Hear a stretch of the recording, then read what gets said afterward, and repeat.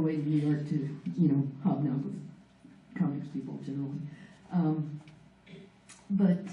I would say the best things are just that all the experiences that we've had along the way, we've put a lot of our experiences into our stories and made our stories pretty autobiographical in a metaphorical way. And so we've shared a lot of our lives with our fans that way. And sometimes we'll go back and read things in ElfQuest and remember the incident in our lives it was based on. And those are very treasured things to us.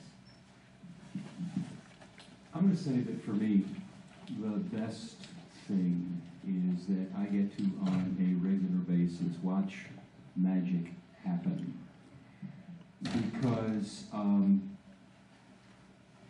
Wendy is the creative spark behind ElfQuest, and I've put my few cents in over the years, but in the beginning I didn't understand what the creative process, the creative mind, the creative spirit was all about. In fact, I can remember when we were first married, we were both comics collectors, and I was by far the geekier of the two of us. And I'd go to the local drugstore every Tuesday with my wire clippers because I wanted to be there when the bundle got delivered so I could clip it and pick out the most near mint copy. Yeah, well, I was,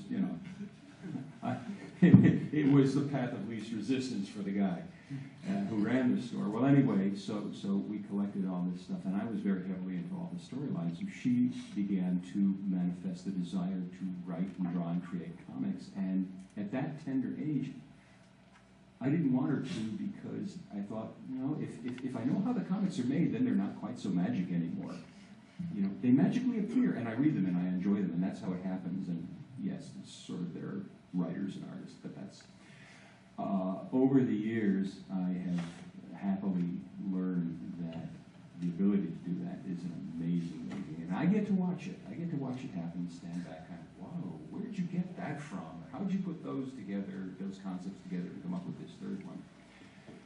The worst thing, and the nice thing about worst things in a good relationship is that they don't stay worst very long.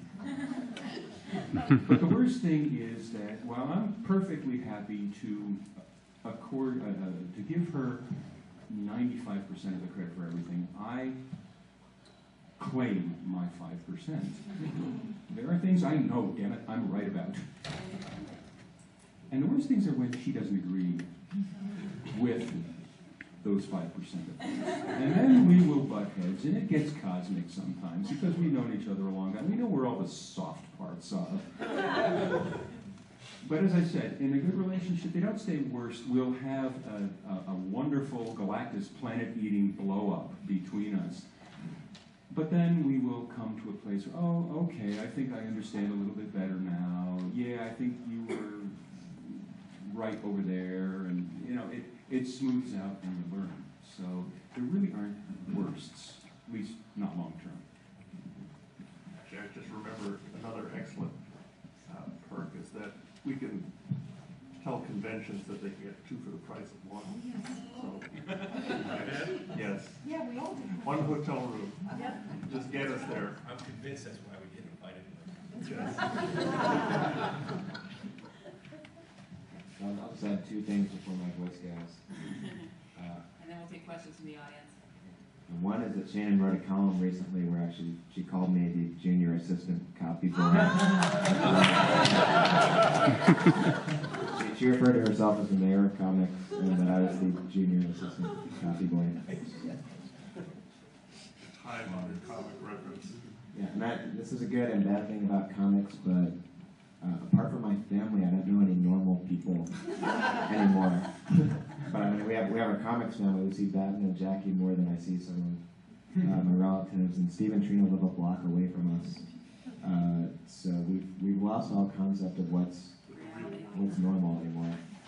I'll turn it over to Shannon. Well, this is normal to me. This people in comics are so much like my family. I mean, no, not like, oh, gee, this reminds me of Uncle Ed or something. No, I feel more familial towards everyone I've met in comics and grown up with in comics than most of my extended family.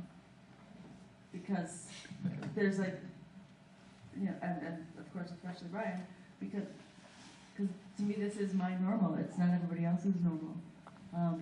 And I'm with somebody that understands what I'm talking about when I'm talking about something like that, and when I'm creating something that it's like it's not a job at all to me. It's part of who I am, and it doesn't stop at 5 o'clock at all. And you know, if he's talking about some kind of storytelling problem, he'll come out and say to me, "Do you know, let me run this by you. Do you get this?" And he can come in when I'm having a problem working on a panel, and you know, I'll be working from someone else's script, or I'm not sure how to lay something out. It's not working. He just did it brilliantly a couple of weeks ago, and I said, "I have to show this and this and this." And it's not. I can't make it work out. And he goes, "Do that." In 1 second, he can always fix the problem in 1 second, and it's Other people's in- problems, not mine. and it's amazing because I don't have to explain it to somebody. It's also not one of those situations you hear about. You know, it's like difference. You know, how women and men approach a problem. It's like, yes, I always do want him to just sit and listen to me and empathize with what the problem is. That's generally, I think, but like a problem that's like this, he can fix it, and he can fix it immediately because, you know, that's something I'm struggling with, and it's not like, oh, well, I want this comic page, do what I want. It's oh, well, you know, you got to push that back, and the way you've got the panel flowing, it's like, you know, pop that one out, and then this guy's up front. Oh, yeah, it can help me with so many other things. Well, the whole comics is extended family. I mean, I know more about people in comics than most of my family members. And, you know, I mean, I've known Richard and Wendy for over 30 years. I can just say to Richard, I remember the rock lobster incident, or I can say to Wendy, you know, I've got the photo of the Red Sonja costume.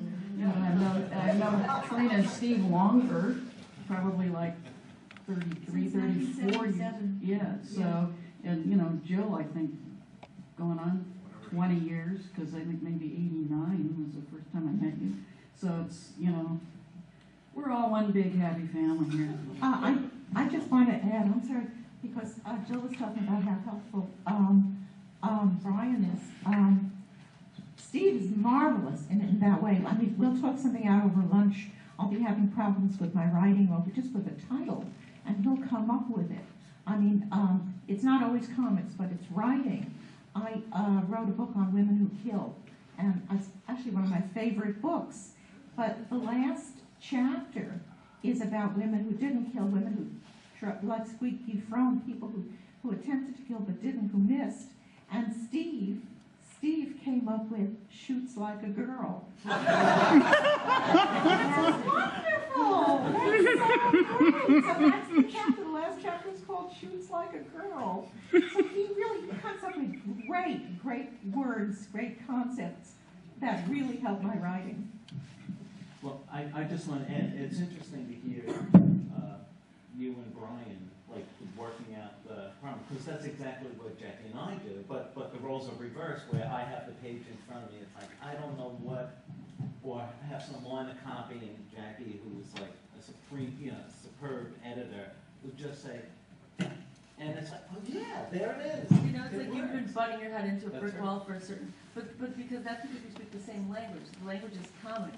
You don't have to explain the language to my partner, and for the rest of my life, you know, it's like I might have to explain it to my brother-in-law, who gets it and it's a story and whatever, but they don't understand the history. It's like nobody else, until, you know, I mean, of course I had this entire comics family, but until I met someone who I could talk about, he can mention, you know, I need something drawn really in that Will Elder kind of thing. I know exactly what he's talking about, and it's like, I know why he would want it like that, because the mood it's evoking and what it means historically and what it means comics historically.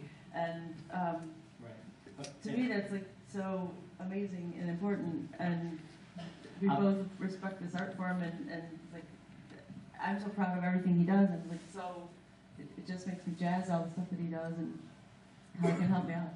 I'm sorry, can I just backtrack a little bit? Another